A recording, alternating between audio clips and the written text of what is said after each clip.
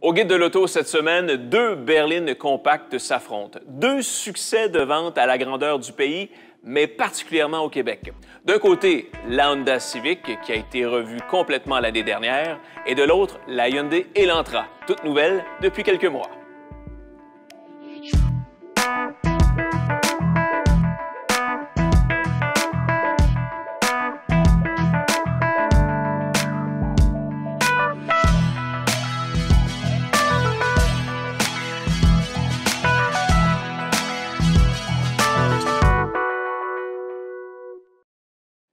Bienvenue à cette nouvelle émission du Guide de l'auto avec mes collaborateurs Gabriel Gélina et Jacques Deshaies. Messieurs, cette semaine, on va parler de deux belles voitures compactes berlines qui s'affrontent dans une espèce de match comparatif. Mais je veux qu'on s'attarde à la voiture qui est derrière nous parce qu'elle ne passe pas inaperçue depuis qu'elle est arrivée sur le marché. C'est la toute nouvelle Honda Civic.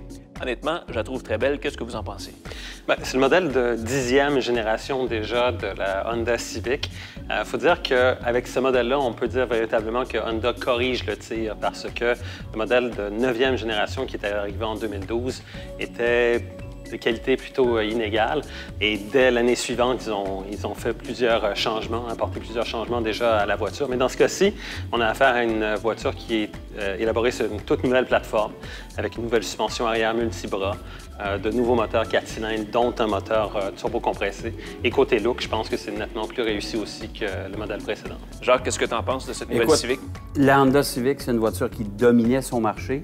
La concurrence était sur le point de la rattraper. On sait que la Mazda 3, c'est une voiture qui est extrêmement populaire aussi partout au Canada. C'est une voiture qui faisait la lutte très serrée à la Civic. Il ne faut pas oublier non plus les Coréens. D'ailleurs, il y en a une de ceux-là qui nous occupe aujourd'hui. Oui. Alors, Honda se devait de refaire ses devoirs et je pense qu'on a travaillé très fort, autant pour la silhouette extérieure qui est beaucoup plus réussie, plus moderne aussi, parce que l'ancienne génération commençait à vieillir. On avait tenté une certaine évolution, mais c'était complètement raté. Et en plus de ça, l'aménagement intérieur, je pense qu'on a travaillé très fort. Les stylistes ont fait un sacré bon boulot. On a fait oublier l'ancien tableau de bord. Tableau de bord à 3 niveaux, là, qui commençait à vieillir passablement. Alors, je pense que Honda a quand même fait du bon boulot. Et d'autant plus que cette voiture-là est fabriquée au Canada. Oh, bien ça, c'est non négligeable. Généralement, les gens qui achètent des Honda Civic recherchent une forme de fiabilité.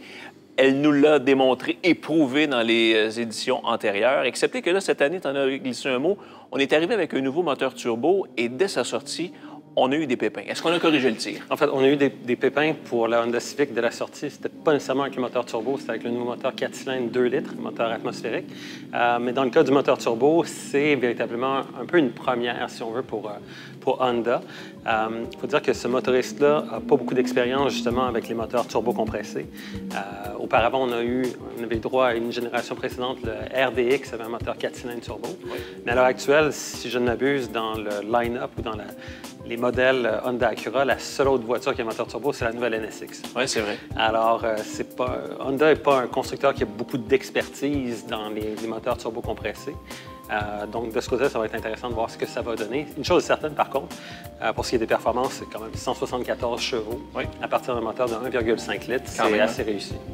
Qu'est-ce que tu penses de cette nouveauté-là, au point de vue motorisation, Jean? Moi, ce qui m'étonne... le moteur, je pense que le moteur 1.4 turbo, je pense que c'est celui qui est le plus intéressant des deux, honnêtement.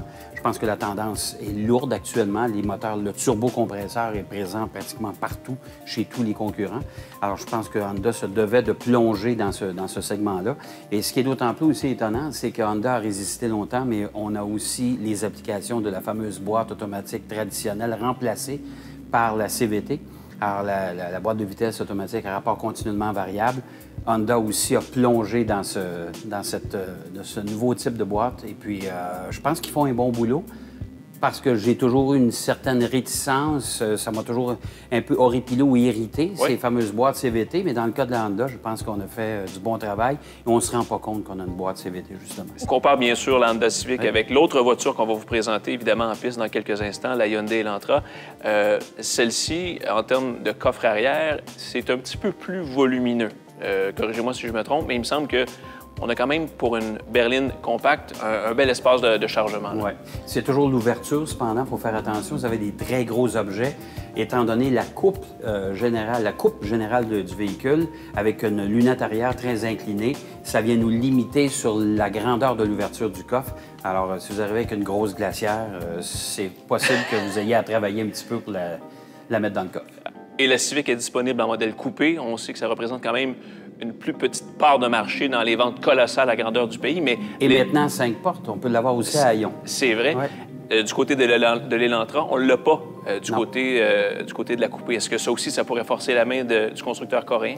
Moi, je vous dirais honnêtement que dans toute cette guéguerre, si on veut, dans le domaine des compacts, je pense que les Coréens vont réagir quand même assez rapidement. Il y a Kia qui offre déjà une version coupée de sa Forte, qui est exactement la même plateforme que l'Elantra. Mais il ne faut pas oublier, je pense que celui qui va réagir quand même encore plus rapidement, c'est Mazda, qui veut quand même conserver son titre actuel. Ils vont vouloir demeurer dans la course, justement, pour des parts de marché. Et là, on devra, je pense, commencer à travailler déjà sur la prochaine génération et se rafraîchir un peu, parce que la Civic, honnêtement, entre vous et moi, vient de donner un sérieux coup de vieux au modèle concurrent par ses lignes, par sa présentation générale et par ses nouvelles motorisations. Parce que chez Honda, il y a une chose qui est claire, c'est que c'est la Civic qui est la voiture la plus vendue au Canada depuis 17 ans maintenant.